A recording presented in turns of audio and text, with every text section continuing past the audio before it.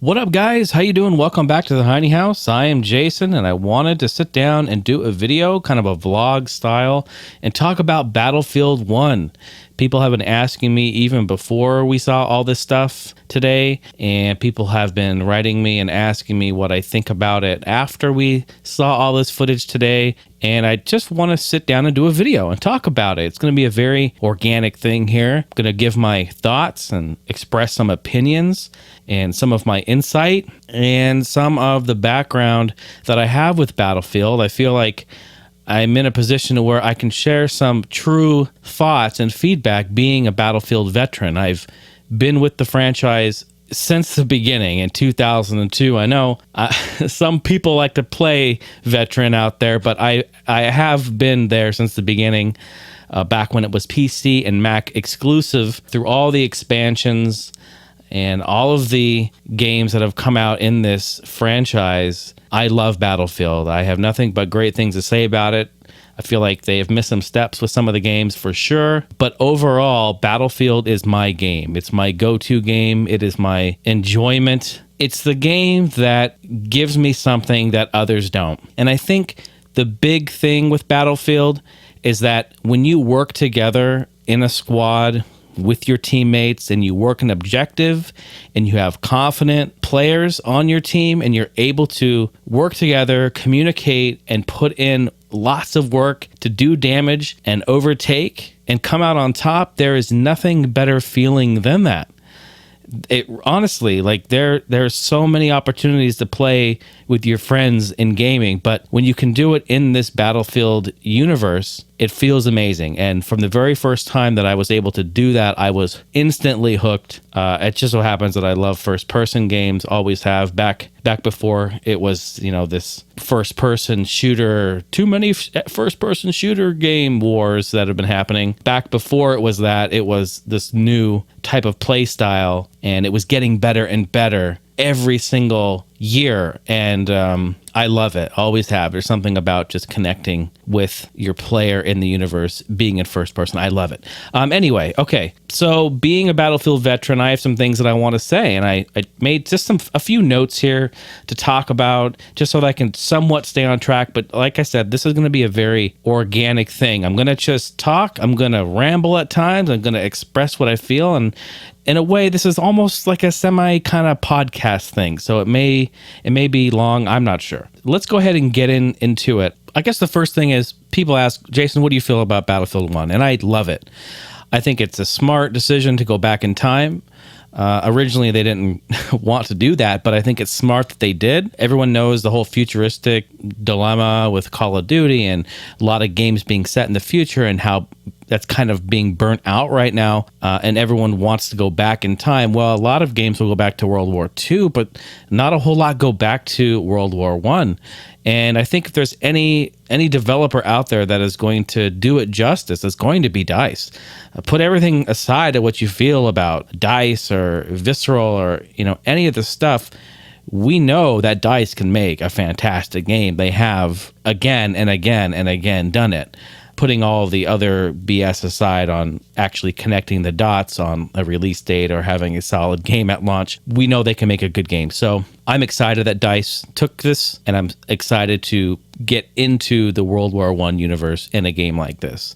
So what makes Battlefield? Well, there's some key points, and I want to talk about some of those points. And the first thing I want to talk about is pacing. I know that when you play Battlefield, the pacing will have a huge impact on how the game feels, how the game plays. And really, it's kind of a make or break. And there's a really fine line with pacing in Battlefield. Now, Battlefield, to me, has always been the game that's a little slower. And that's okay. And in fact, I want it to be a little slower, because if it's too fast, it becomes Quake, right? And which is okay, but not in the Battlefield universe. It needs to be a little slower. The pacing needs to be brought down a little bit because it's a little more tactical. Now, throughout the years, they've started to kind of throw that away. If you play Bad Company 2, which is my all-time favorite Battlefield game, if you play that, the pacing is incredible. In fact, I think the pacing is perfect in that game. It doesn't get any better than that. It is the soldier just moves at a certain rate, and the jump height height and the crouch movement and everything it's just perfect. It's perfect. Go play a game like Hardline and it's too fast and it feels just like Call of Duty, and that is not something that I think Battlefield should be doing. They shouldn't be going into that territory. We have two different games, and I'm a huge fan of Call of Duty. I always have been up until Black Ops 2. That's when I basically stopped supporting the franchise, but I'm a huge fan, always have. I've been midnight launch for some of those games and stuff like that, so like I'm a big fan. But I also feel like they're two different games, and they should be two different games. So the pacing is super important. And for what I see in this game, it almost looks like a hybrid. Now, this is something I cannot confirm. I cannot actually put my thumb on it and say, yes, this is official, because I haven't played it. I have not actually been on the battlefield to play it. But it does look like it's paced correctly. Maybe a little fast. Maybe. I don't know, but from the footage, it looks like it could be. Now, if it's too slow, we have Arma. And if it's too fast, we have Call of Duty. So you're going to have to figure out that balance, and it has to be right. I noticed the pacing was a little fast, and it was pretty evident while all of these shots came from the close quarters combat inside the village, running and gunning and going through buildings really quickly, and that's all good and fun, but I also like a little slower, and I just want that to work right. So I hope the pacing is either tweaked if it needs to be, or if it plays fine, then it is fine. So that's what makes a good Battlefield, is proper pacing. So it looks fine to me. I hope that is good. Next point I wanted to make is about destruction.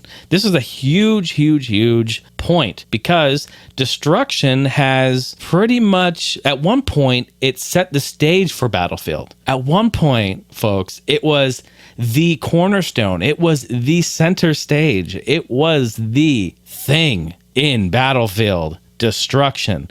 And it was a selling point. It was what they would come out and say, oh, it's fully destructible.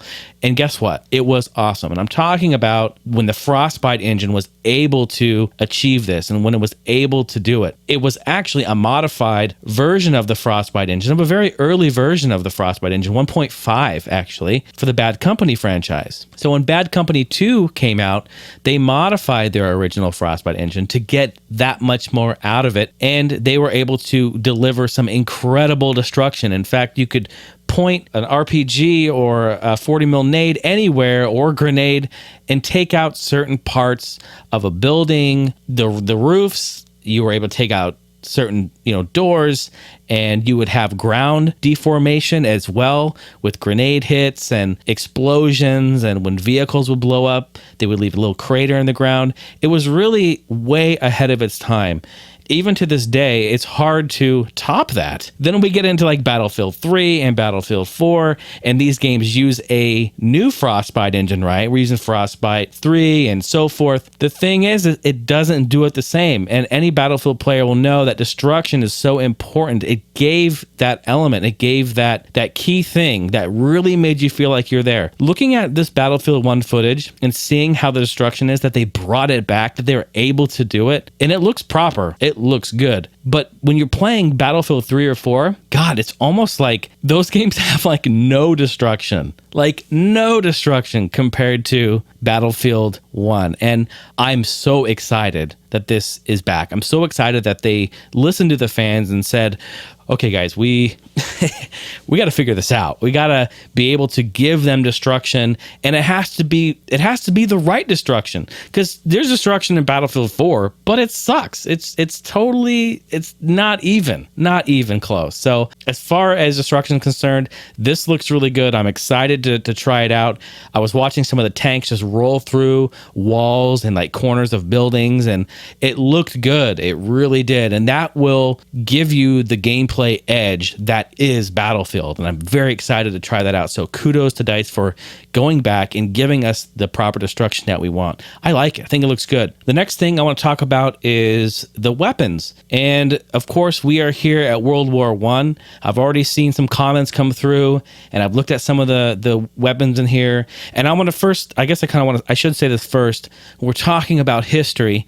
I never paid attention in history class in school. I didn't give a shit. I never paid attention. I did not care. I was not passionate like my teacher was. He was extremely passionate, and I respect him now, looking back on it, for it now. He was talking about World War I. He was talking about World War II. He was talking about the Bay of Pigs. He was talking about all these iconic and devastating wars that have happened across the world, and I didn't care. I've learned more about history through the eyes of a fictional character in a video game than I learned in school, and that's my fault. I should have paid attention more, but I am so into history now, and I'm reliving and learning, and I'm wanting to pay attention about all these wars and all of these events that have happened. It's very fascinating, and I just want to say, like, I don't know the deep-rooted history, and I don't know all the terminology or what, every weapon is called. There's so much on it. A history teacher would be able to sit here and talk about all this stuff. But so for me, looking at the weapons, I don't know what's World War I, World War II. I've played some of the games to know what was in what war, but I don't know names. And anyway, so putting all that disclaimer aside,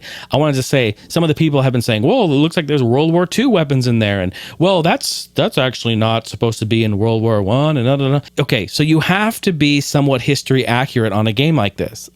I get that. And it should represent it properly, how the war was, what they were using, what the weapons were like, the vehicles that were used, the terrain, what the buildings look like. I mean, it has to be accurate. It has to do that to give it the respect that is that war. So we understand that. But however, we also are creating something in somewhat of a fictional environment. Even though these battles take place in realistic areas or towns or cities or, places that it really did happen, we also have to advance our gameplay. And by doing that, we have to add in little things here and there to kind of spice it up.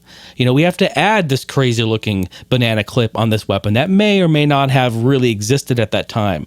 We have to attach this crazy looking gold scope on the side of our rifle. Like that may or may not have been there at the time. And, we just have to do that. You have to advance. Like the cornerstone of a Battlefield game is weapon customization as well. Everyone loves that. Different scopes and attachments and stocks and, doing all of that for your weapon to help you achieve your goal and do your job is important in Battlefield. So they have to do that to a point. They have to continue to add things to the weapons. They have to give you some power-ups, if you will, right? You have to have, different sidearms. Maybe you want to put a bayonet on your SMG. There's certain things that you kind of have to take a risk with and do that may not be realistic that happened. That's okay. I feel like that's good for them to do. And I welcome it. I think it's exciting. And I think we're going to notice that the weapon customization is not going to be as robust as a Battlefield 4 or even a Bad Company per se. I think we're going to have our weapons, our main staples, and then maybe a couple of things to enhance them. But that's going to be, about it. I don't think that's going to be a huge issue. And I like that they're kind of taking a little bit of a risk and going out there and adding a few different elements to the weapons. I think that's cool. The weapons so far, they look fantastic. I'm excited to try them. I'm so pumped to get that 1911 in my hands. That is my all-time favorite pistol. I love it, and I cannot wait to play. It sounds amazing. The audio in this game sounds incredible. We haven't really even been able to hear it properly, so I'm very excited to do that. Okay, again, this is kind of a short one here, but the gameplay, I kind of touched on it already a little bit. When it comes to gameplay, if the game plays good, it is good. That's my motto. And there's so many factors, a lot that I've already just talked about, that will have an effect on the gameplay. And I'm gonna just jog a little left. Gameplay, and I'm going to say / clipping and how the player interacts in the world is a huge part in Battlefield. Now, Battlefield 4 to me was a complete mess when it comes to that.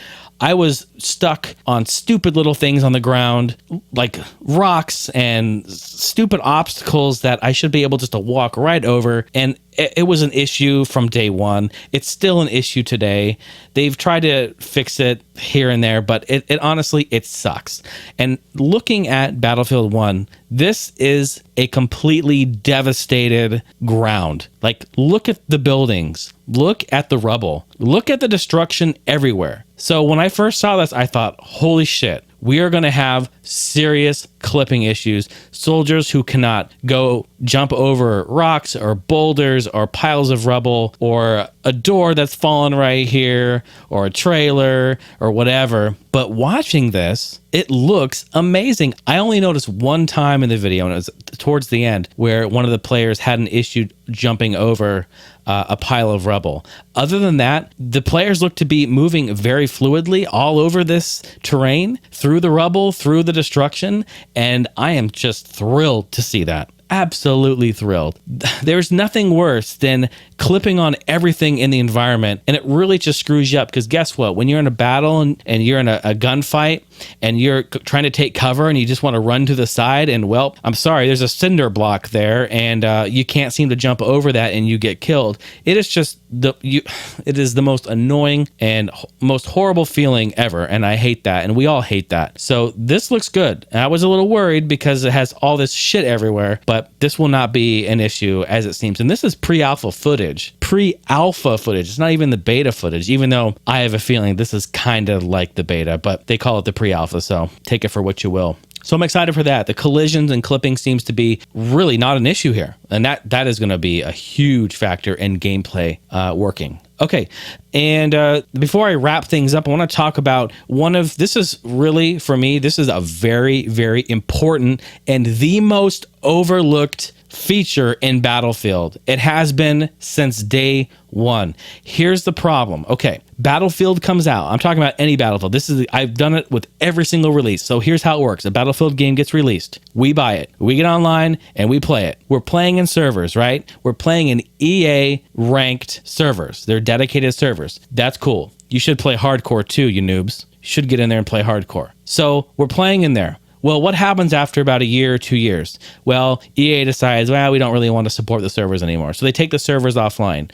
Or if they have servers, they have maybe only 2. And they're really shitty servers and no one's playing in them. They have bad map rotation, whatever have you. They slowly will pull their servers until they have no servers. And guess what? Then we get to play in servers that are rented by people like you and me, or by, companies that want to host it and advertise their business. That's fine. I've had a server. For 2 years, I ran Bad Company 2 servers, and I love it. I love having control over it. I love being able to control the map rotation. But here's the problem. Here's the biggest problem with that. Once that happens, all right, you or me, whoever runs the server, will then have control over auto balance. Auto balance. What is Battlefield? It is a team-based game. It is a squad-based game. So what do I want to do in Battlefield? Wow, newsflash, folks. I want to get together with 4 of my friends, get in a squad, and play in a server. But what happens? We can't play on the same team because the servers have auto balance on.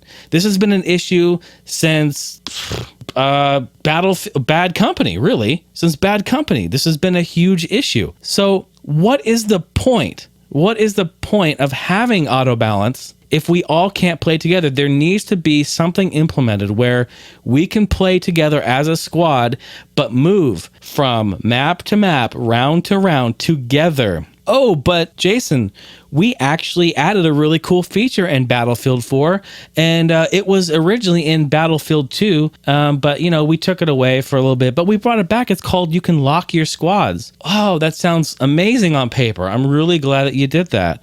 Oh, in fact, it actually doesn't fucking work. So when I lock my squads and the round ends, it auto balances the entire left and right team. It splits us up completely, whether we're locked or not. All that locking squad is good for is to make sure that random shitty puppies don't join your squad during the game. Stupid. And it actually is the thing that gets my blood boiling the most, because we want to play with our friends in the game. Hello? So why is it that you have to have an auto balance? Like, I get it. We want to keep our teams together. We want to make it fair. We don't want to stack, okay?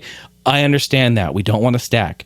Well, you know what? If you have teams of people and they're together as a squad, they're showing we want to work as a squad of 4 or 5 together, and we will work hard for you on this side. We will work the objective. We will do this. We know each other. we are willing to work. Why split us up? It's bullshit. I hate it. And so that's the problem when EA stops making the servers or supporting the servers. We get to go into random servers with all these stupid rules. And the big thing is auto balance. So this long-winded rant about auto balance, because I've been wanting to talk about this for years, to be honest, you guys. The one thing that is the biggest issue and problem that we have here is you have to, I know people aren't going to agree with this, but you have to get rid of auto balance. I'm sorry. You have to get rid of it. And you know what? If you don't like it, find some friends and find a squad and get together and work. Don't be a freaking lone wolf out there because you want to sit back in a fucking tower and start sniping people. All right? Get in the battle, get with the team, turn on your mics, and figure it out. And work together, because guess what? This game comes alive when you do that. And it just upsets me that we can't have a proper team anymore. I honestly, like, I've been playing Battlefield 4, and there are times I'm sitting there and all I want to do is I have 3 or 4 of my friends, and we're ready to play, and we cannot play together on the same team. No matter what we try, no matter what server we join. Oh, fuck it. Let's go Conquest. Nope. Okay, let's try TDM. Nope. Nope. Oh, let's try Squad Deathmatch. Oh, yeah, Squad. Okay, yes. It's in the name. We should be all right. Nope. Splits us up. So that is really, really a big issue with me, and nobody seems to talk about it. I think people don't give a shit because they just want to lone wolf everything. Well, if you're playing Battlefield, you shouldn't be doing that. You should be working together as a team. And I really hope that there's something that fixes this, because it won't be an issue at first, you guys. I promise you, this won't be an issue for a year or two after its launch. But in 3 years or 4 years, once we have like maybe, I don't know, 20 or 30 servers to choose from, and they're all run by, you know, this company or that company or whatever, it's going to be an issue, and we will not be able to play with our friends. And I think that needs to be addressed and fixed. That needs to be eliminated. I hate it. Okay, so I mean that's something. And that's something only a Battlefield vet would talk about, honestly. That is only something that is going to piss somebody like me off. And if you just want to run around and shoot people and don't care working with a team, you're not going to have a problem with that. And that's probably why no one talks about it. But the select few, I represent you guys too. I hear you. I know it's a problem. Okay, and then there's really just like one last thing I kind of wanted to mention. And you know me, I'm not about drama at all. Like you guys see, and that's why like I'm always the lowest on the totem pole when it comes to like being in that spotlight, because I don't do the drama thing. So, and like believe me, I'm totally fine with that. But I do want to talk about something that I just, as a thought, is interesting to me, and it just kind of makes me like shake my head and be like, wow, you know, times are a-changing, you know? So like the big thing is they put together this huge release thing, right? So it's this big EA Play press conference, E3's happening. Let's, like, here it is on paper. Let's get everyone out that we can that is like super popular and amazing in the community in the Battlefield world. So like they reach out to all these really popular YouTubers and Twitch streamers and stuff, and we've got like Jack Frags, who, you know, is for the most part partnered with, you know, EA and DICE, and kind of like their like sidekick, you know, for like promoting their games. And, you know, you have like all these other people that came out, like celebrities, and, you know, we got Snoop Dogg and Jamie Foxx and Terry Crews and all these guys, which I gotta tell you, I love those guys. I support them. I always have. I think they're fantastic. And you understand as a business where they're coming from. It's like a PR stunt, right? So they say, well, and here, okay, so here's my point. Let me just get to it. They're pretty much saying, okay, we don't give a fuck about how good any of these people are. It doesn't matter. We're going to just show the game. We're just going to give people the gameplay. Let's bring out all these big stars and celebrities, quote unquote, and get them out here, and they will then help promote the game.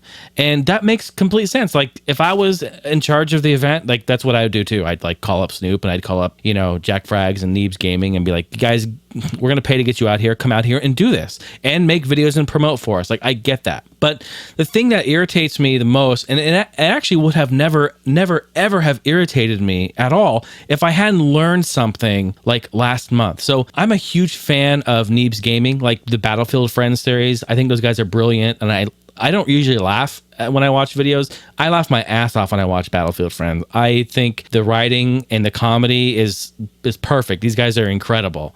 And I support that. I subscribe to their channel. I watch it diligently. I love their top 20s. I always look forward to it. And I watch that. So I support all that. But one thing that happened was on the Neebs Gaming channel, that's what I talk about. He said they were talking about Battlefield, and it was kind of like a nonchalant comment. It was like under their breath kind of. And they were saying, well, haven't you played any of the other Battlefields? Like, when was the first Battlefield you played? And Neeb said, oh, no, the first Battlefield I ever played was Battlefield 4. I haven't played anything before that. And that shit just blew my mind. That just blew my mind. I'm sitting here like, holy shit. Like, these guys are in the community. Like, they're in the Battlefield community. They're like the face of some of this stuff.